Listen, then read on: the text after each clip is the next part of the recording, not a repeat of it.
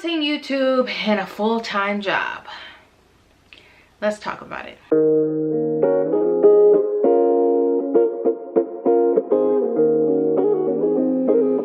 What's up, you guys? Welcome back to my channel, and most importantly, welcome back to another episode of Let's Talk, where I sit down and just talk about literally anything. If you don't know, I am participating in Vlogmas this year, but I'm doing it a little bit different because I'm not necessarily a vlog channel. So each day of the week I have a different theme going on, and if any of these interest you, make sure you tune in on those days. But today is specifically focused on Let's Talk, so let's get right into it with Lex.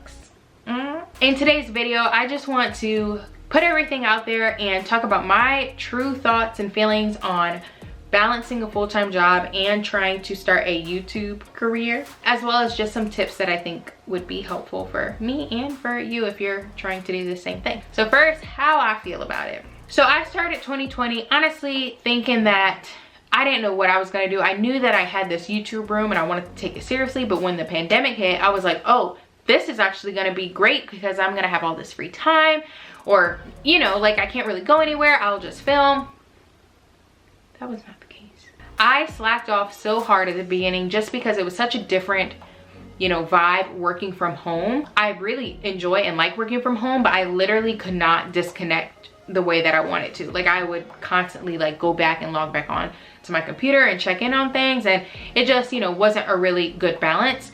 So I started slacking off. I wasn't posting as much as I wanted to. I was trying to make sure I was posting once a week, but it became difficult. So what it's like to me, depending on your level of severity or seriousness with YouTube, I think depends on how hard you take it. Because if you are really trying to grow your YouTube channel as like a business and an entrepreneurial like venture, it can be a lot. Back when I first started in 2019 and I was working at my old job, I was honestly super exhausted. I would work a full day. This was obviously before the whole pandemic. I would work a full day, go home, try to film, try to like do my makeup all cute, try to film, try to edit, and try to post. And it just was like, I was going so slow because at that time I wanted to do a lot of crazy editing stuff. And it just took a huge toll, but I loved it because I felt like, wow, I'm doing something for me, something that I really enjoy. Like I'd be at work excited to go home so that I can work on my YouTube channel. Because I was a recent grad, it was obviously still better than doing homework or projects for like a class or anything like that. But it can be a lot for sure. Now I will say it's definitely been a little bit easier because I have a better rhythm to things.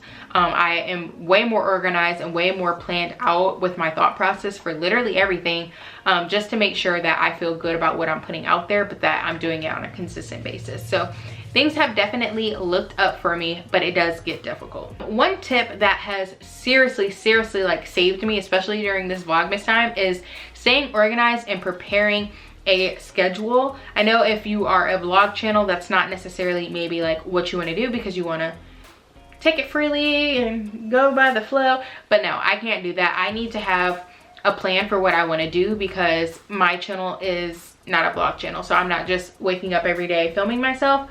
And even if I were, I feel like I would still want to plan. You know, obviously you have to work during the day for the most part, or if you work at nights, it's like you have to maneuver around this full-time schedule or even part-time of, okay, this is my actual like living wage, so I need to make sure that I prioritize this, and then making time for things that you want to do for yourself. So definitely having a schedule really helps. I use Excel specifically to just jot down different ideas, video ideas, because really having a list of things that you want to do, you can be like, oh, like I have an arsenal of things, and then you can, you know, determine the effort or the time that it's going to take to actually do it. If you are a vlogger, depending on, you know, your type of job, maybe you can even do a quick vlog on your phone. Like, who knows, obviously not being too invasive of your personal life and your job, because that's your job. But some people really are interested in just seeing more of YouTubers' lives and a glimpse of what they do on a day-to-day basis. So that's a way that you can balance it, is kind of meshing the two worlds together, but doing it in a safe, you know, space. But realizing that your actual job is what is putting a roof over your head. So make sure that is prioritized and work around that, so that if you do feel like one day you want to be a full-time YouTuber, that can happen. But you don't need to drop everything right now when you're just starting out for YouTube, because this this actual job is that's your stability right now. So that's just my opinion on it. Another quick little thing that you could possibly do is utilizing your lunch times or your periods where your job is actually saying this is your time away from work, and using that towards your YouTube channel. So whether that is doing a quick 30-minute edit on a video that you filmed the night before, or whether that's, like I said, vlogging something really quickly and saying like, hey guys, or like a live YouTube video. I haven't necessarily done those, but I know that some people do that to make sure they're continuing to engage with their audience. Different things like that I think can make a huge difference and just get you more comfortable with talking to a camera. One other thing is understanding that weekends are probably going to take up a lot of your time as far as it being designated to YouTube. Literally today was 100% from the time I woke up till right now, which is later in the evening, was straight YouTube, because I knew I wanted to continue to invest in my business, invest in myself, invest in my brand, and come up with more ideas and come up with more content to put out for you guys that I enjoy, but that I hope that you appreciate and enjoy as well. Obviously right now we can't do much because we're in a pandemic, but having to sometimes sacrifice going out with your friends or something like that so that you can actually, you know, invest in yourself. And then maybe one day when you are doing YouTube full-time as your job, you can take some time off because, you know, you're your own boss. But my weekends are definitely all planned out for YouTube. But yeah, if YouTube is something that you are seriously considering, I definitely recommend trying to, you know, try it out. Don't be discouraged just because you work a full-time job and you feel like you don't have time, or if you have kids or a family, like you become a vlogger, like vlog what you guys are doing, you know, dinner time with the Thompsons or something like that, where you all are just at the dinner table and you're vlogging and then you show it and post it. I feel like there's something that literally there has to be at least 1,000 people somewhere on this earth that would be like super interested in that. So that's what you have to think about sometimes, is like, don't make the excuse of I don't have time because I'm tired from work. If you really want to invest in yourself, make sure you prioritize the free time that you have to invest in yourself.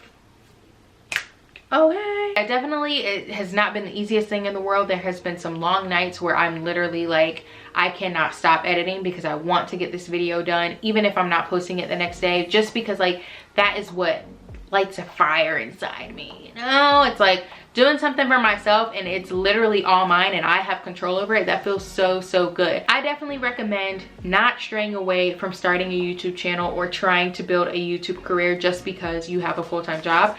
Even though you might see a lot of these YouTubers, because I remember when I started up, a lot of these YouTubers were on here, I just quit my job, like I quit my full-time job, and you're like, dang, like that must be so nice, that must feel so good.